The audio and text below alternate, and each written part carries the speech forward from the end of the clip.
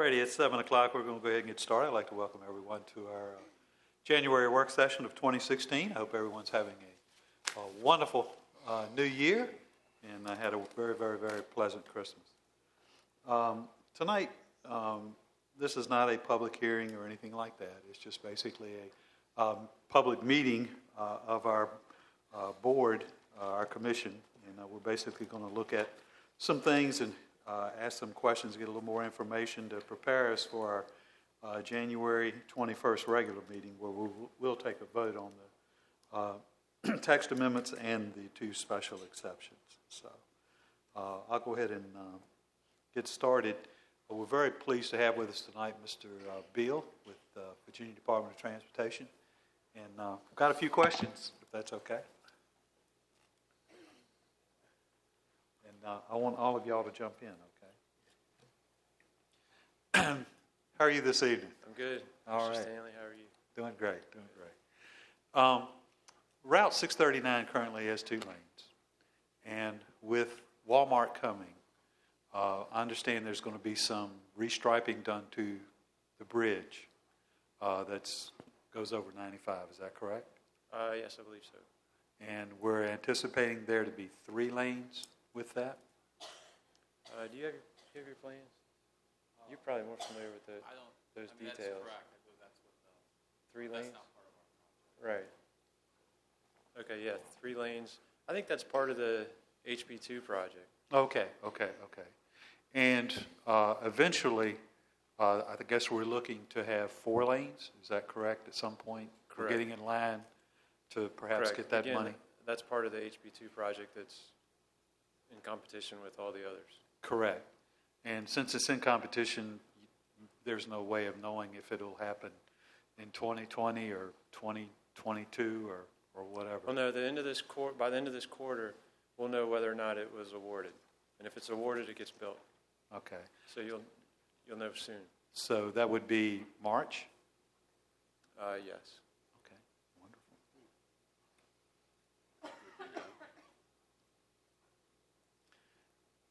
With this project, there may be some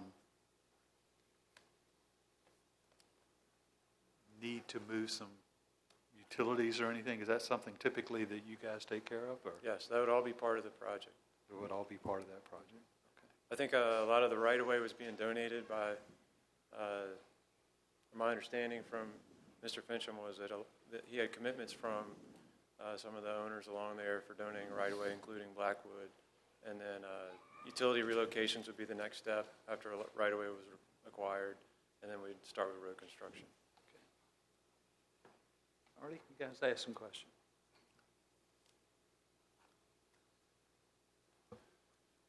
The right-of-way, how far is that going to come out? I believe we're planning for 150-foot ultimate width, which is 75 feet from the center line. And there was at one point we had shifted the center line slightly, so I don't know if that's based on the current center line or the shifted center line. That's based on the existing center line. Okay, it's based on the existing center line.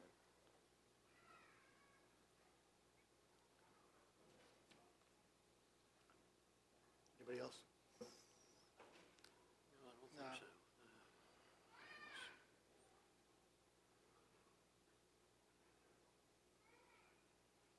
If this is not awarded at this particular, in March, let's say, or April, whenever it comes out, when would the next go-round be? The following year.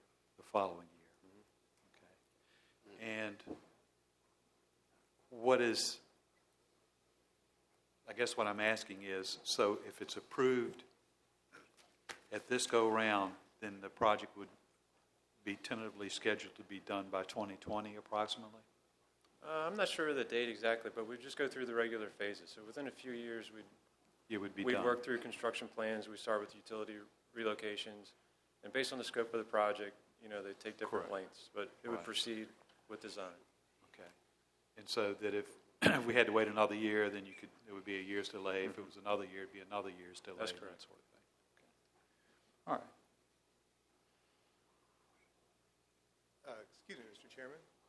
May I address that last question, because we have a perspective from the county that's slightly different answer than what VDOT has offered.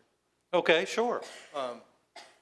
There is money existing within the county process to begin design and for the road, so that if we were not successful this year in getting the House Bill 2 money, we'd still be doing that preparatory work now. So we would not be delayed another year. We'd be doing that work. So if we got the money, HB 2 money next year, we'd still be on track for the target date that we have set. And of course, this project, Walmart project, we'll have the money to do the work for that specific project now, as that begins, apart from the HB 2. Well, I guess that's confusing to me, because I know we've got to relocate Green Road. I mean, there's a lot that's going to go on with that. Is that part of what you're discussing?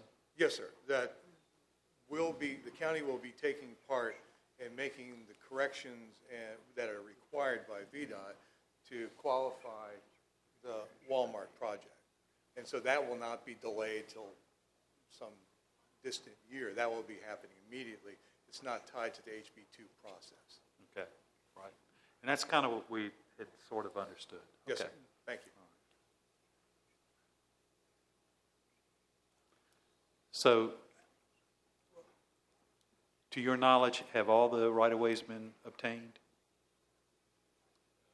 I think there's a commitment for the right-of-way, but certainly it hadn't been dedicated yet. That would be done after site plan. Okay, right.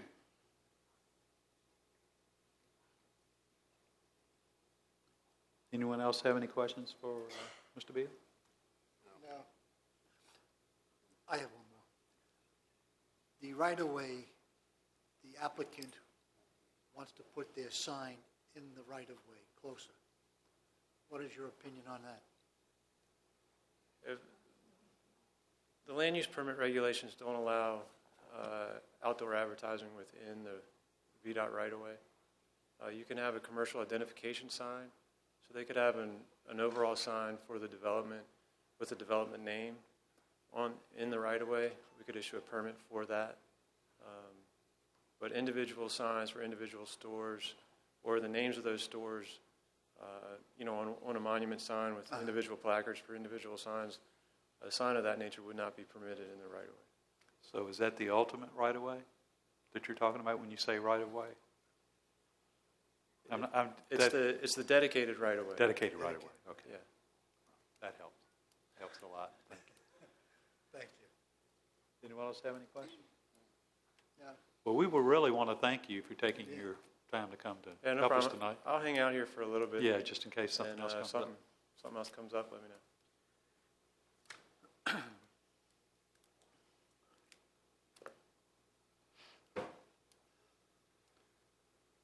You guys have any questions for staff on any of the amendments? Any questions that...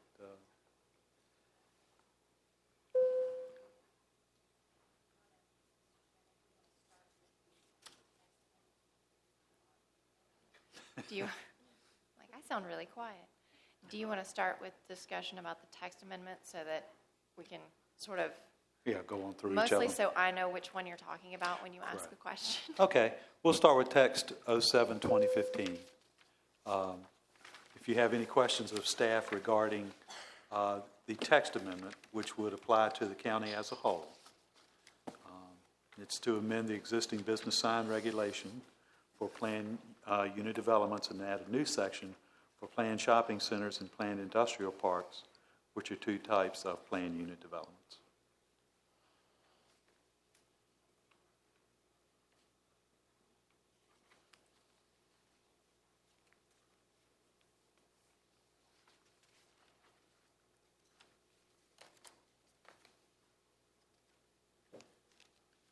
I believe, Mr. Stanley, one of your questions had been whether or not staff had some examples of some sign regulations from surrounding localities. And we do, and we are putting together that information in a format that is easier to read than a bunch of pages of ordinance. Right. So that you, basically an easy breakdown of what some other places do. It's some of the ones that staff looked at and researched when we created the text amendment. What I asked of staff was to come up with a comparison of, for instance, Hanover, Stafford, Spotsylvania, to see if our ordinance was overly restrictive. Just to get an idea of similar for these types of things to kind of see, what was there.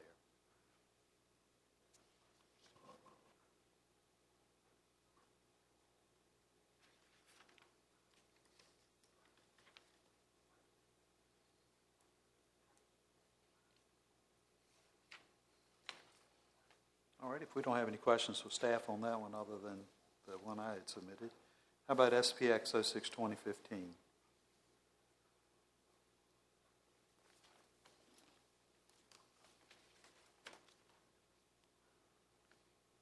And this would allow for the modification of the permitted signage with approval of the special exception permit from the Board of Supervisors. And that's the modification to the proposed text amendment.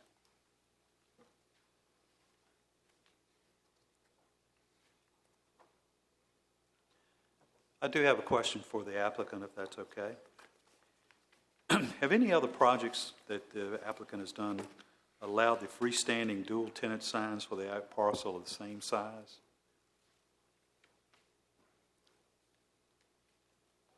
You're talking about the monument signs, the smaller signs. We've done projects, it depends on the locality. Generally, they are limited to somewhere between 8 to 10 feet in height.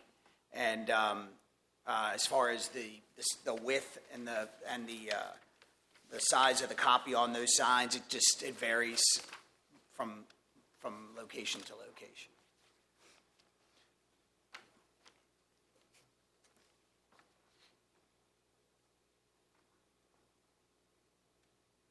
Are you aware of any recently developed projects of a similar nature with this amount of signage?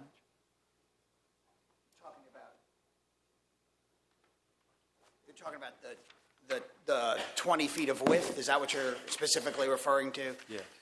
We originally proposed this when we had contemplated basically double stacking out parcels there. I remember the site plan.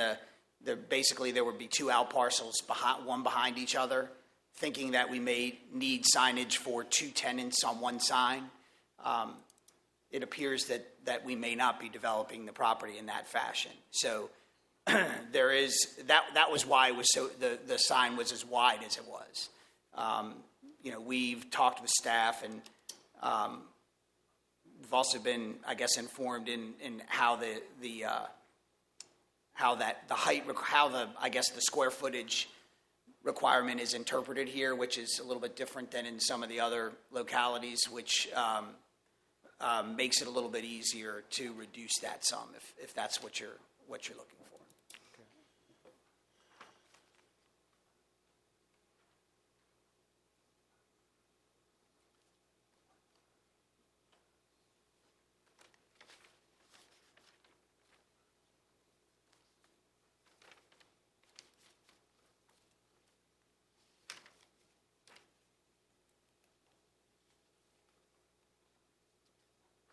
Does anyone else have any questions of staff, or do you want to ask the applicant on SPX 06-2015?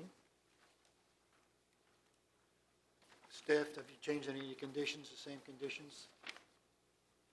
Currently, we have not modified any of the proposed conditions. So if there's something that you would like modified or something that you feel is missing, you can let us know and we can look at crafting something that will help address any concerns that you've got. Thank you.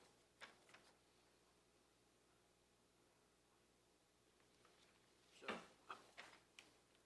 Mr. Chairman, to make sure that I get to have the understanding of what's going on here, I've got the paperwork, the same as the gentleman carried up to the microphone there, and he's referring to what we have right here. But it kind of sounds like that maybe is changing or something, if I understand that. I think he was saying that they may not,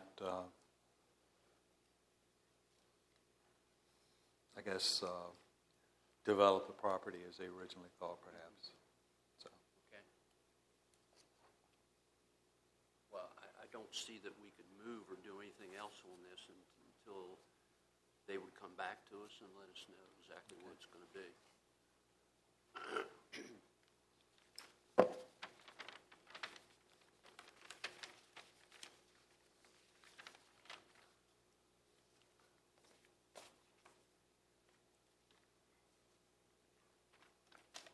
all right, you want to go ahead and discuss SPX 07, 2015?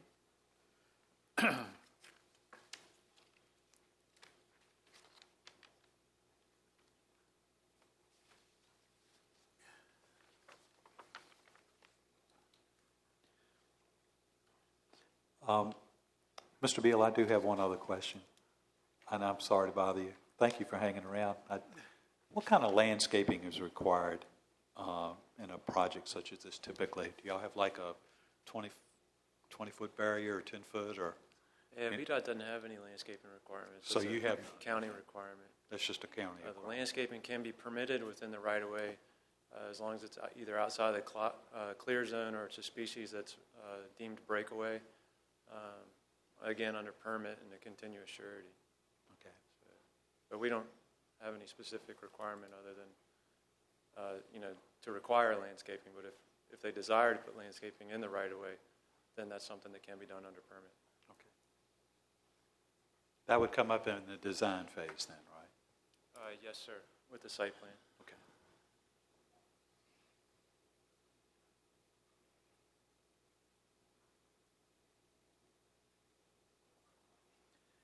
Our current regs, our current ordinance allows for 300 square feet on a sign. Is that correct, or am I? That's going to depend on where you are, in what district, and what you are. Because I know this is in the Ladysmith district and Highway Corridor Overlay District. Okay. The Highway Corridor District allows for one monument sign no taller than 8 feet and no more than 32 square feet in area. Now, in a planned unit development, which is what a PSC would be, all business signs are required to have a special exception, and they can be so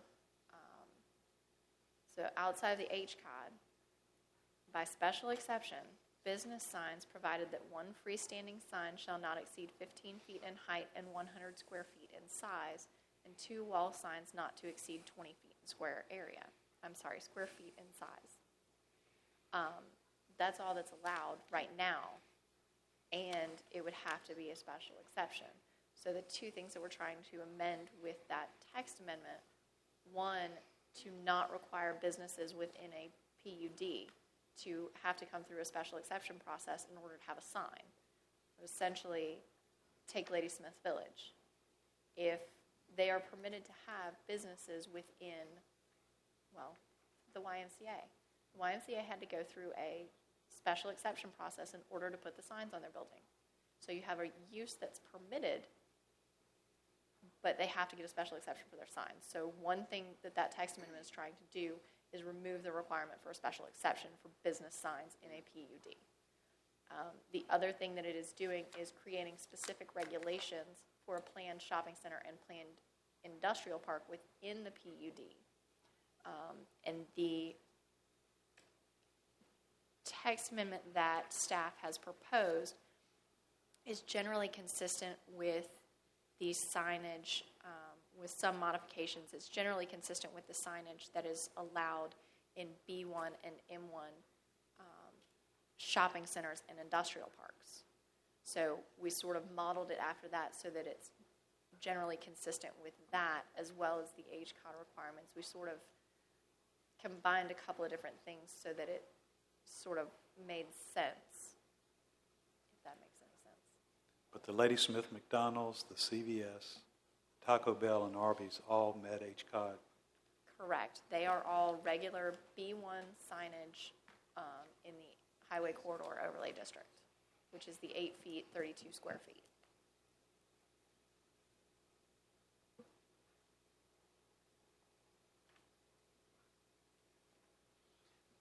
And basically, text of 720, I'm sorry, SPX of 7/2015, and is it asking for 394 square feet of a sign. A large identification sign for the whole development, and I guess they want 2 of these are being requested. 2 of those signs are being requested. Only 1 would actually be within the highway corridor.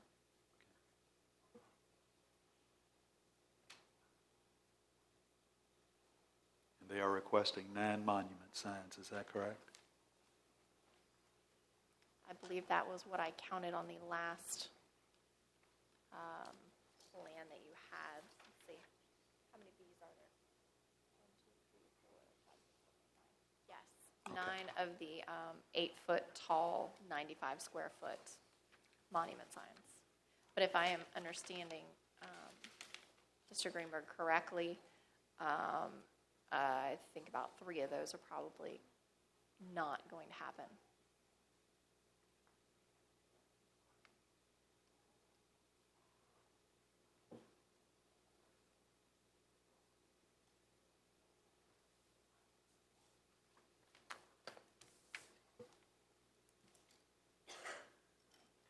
Can we get a copy of their changes before the next meeting? Yes, we will make sure that we have any changes and that they come to you in your packet with the staff report. So the staff report should also address any changes that they would like to make.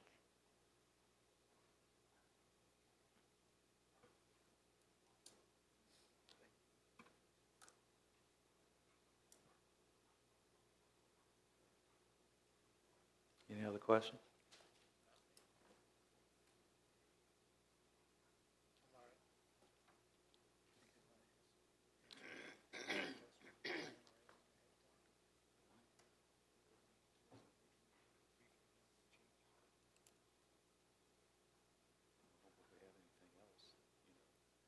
I've got an any and all, if y'all are finished. Yeah, if y'all are finished. You can let them know if you would like for them to present the information and the questions that we sent them. If you would like for them to bring that to you at your next meeting, you can tell them that.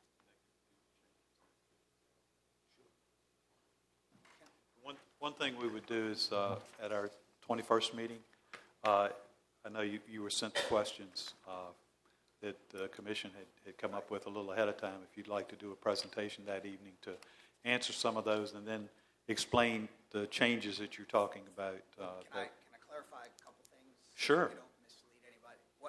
We're not, the project is still going to develop essentially the way you see on the sheet that was passed out.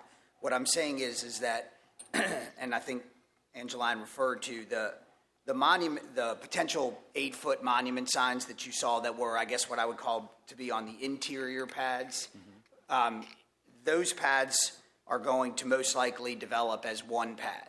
So those would be the 3 signs that would not be necessary. So those 3 would go away.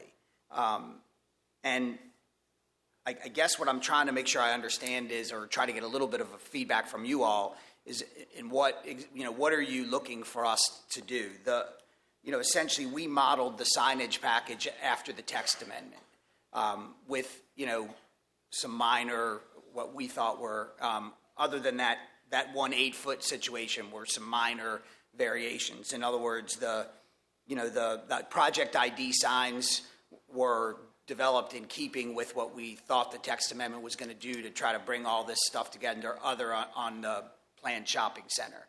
That's why we went with planned shopping center instead of B1, or we would have gone with B1 zoning, and then it was the thought process was planned shopping center was what made the most sense for this project. And then we just needed to piggyback the signage after everything kind of got put together. We're sort of the guinea pig here, being the first project of this size and this, this magnitude in the county. So the project ID sign was designed that way. Yes, and I just want to make sure it's the 394 square feet is on both sides. So it's 190-ish per sign. So we're about 90 square feet more than the 300 permitted, but again, split between two signs. And then the other sign that we requested, the reason that we asked, just so you understand, for a 15-foot height, which is, if the text amendment was accepted, was the only height, the only sign we asked to exceed the height requirement. We asked for that on the Acres site because there was a thought process that could end up being a multi-tenanted project. So we thought that we may need a little bit of extra signage for that building. It wouldn't be a Taco Bell or an Arby's or a single user. Now, it might be, I don't know, but we wanted to be prepared in the case that it was a small building with 3 or 4 tenants, and we needed to get those on that. And so that's why we asked for the exceptions on the one that we labeled as Monument Sign C. So that's kind of how we've got to where we are. I just thought that might help clarify things a little bit. I have a question. What about, you were originally planning putting some signs in the easement, and that's why I question this again. So the project ID sign is going to be on the Walmart, what is shown as the Walmart gas pad. Will not be in the right of way. This is as far as the monument signs along Ladysmith Road. If we dedicate the property to VDOT day one, then we can't put the signs there. We've been in discussions that there is the possibility of potentially reserving that property, putting basically a reservation on that property instead of actually dedicating it on day one, and then it becomes VDOT's property when and if it's needed. Because as we talked about last time, and you provided that new exhibit, right? The new exhibit, you can see where the hashed line is, that even at the ultimate right-of-way, there's the ultimate, if they get the HB2 funding and they build the road to 6 lanes, that hashed area on the exhibit that we provided shows the amount of land, which is the 20 feet, that will still be there. So you'd have the curb line at the end of the six lane ultimate right-of-way, the landscaping in there, and then our property. Then you'd have to move that sign back. Well, if we ended up having to do that. So we haven't made that decision yet, is the answer. Now, if we do go ahead, and we probably will, if we do go ahead and dedicate the whole 75 feet on day one to VDOT, then we would be not permitted to have those signs in that right-of-way. So those signs would be on our property.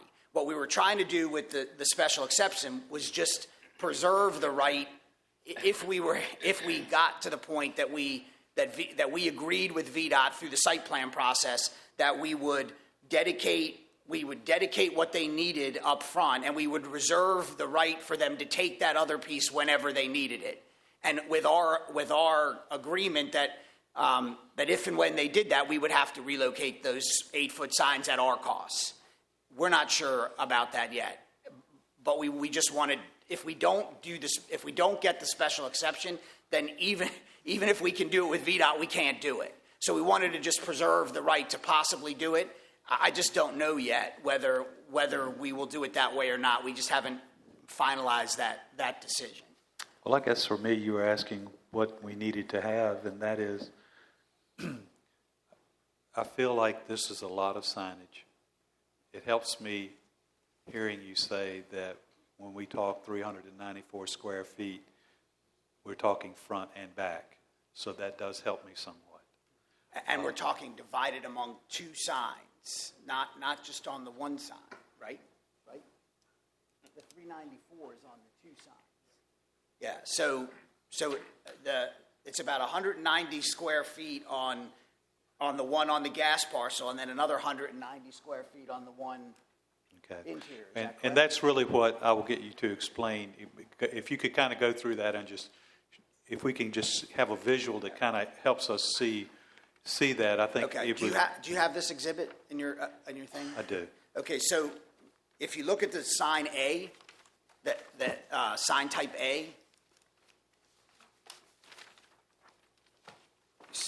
see how there are two sign A's labeled on that drawing, one on the fuel pad, and one, I don't have my reading glass.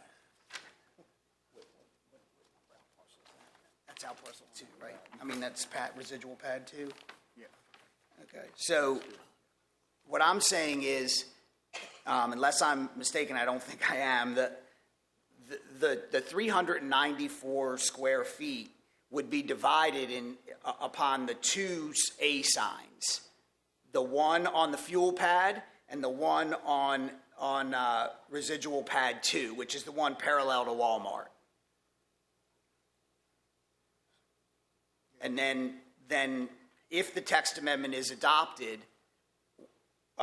all of the monument signs are in height conformity with what the text amendment says, except for the one that's labeled C, which is the one on what is now Acres pad.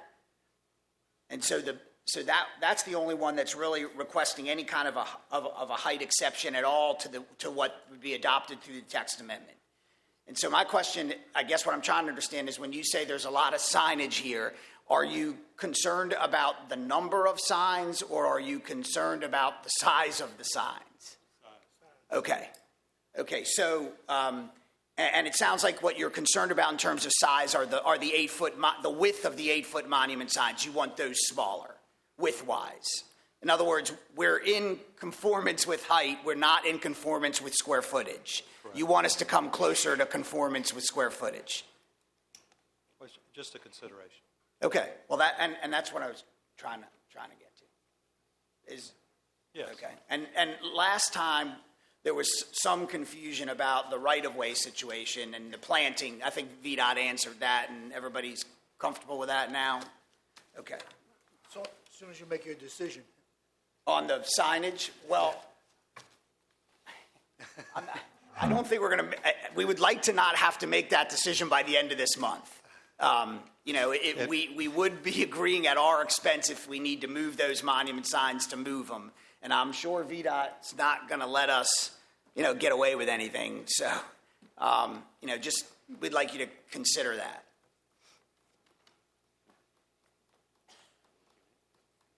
Anybody else have any questions? Feel free to.